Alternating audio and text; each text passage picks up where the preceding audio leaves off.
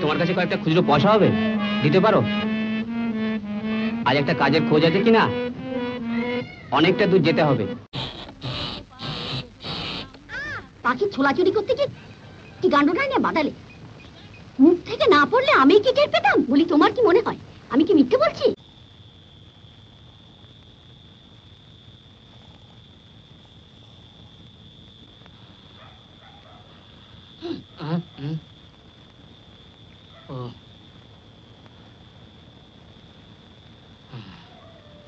শরীরটা বড় দুর্বল লাগে।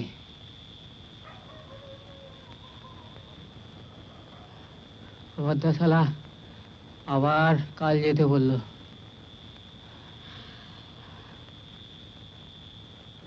কাল কাল যে করেই হোক চাল জোগাড় করবই।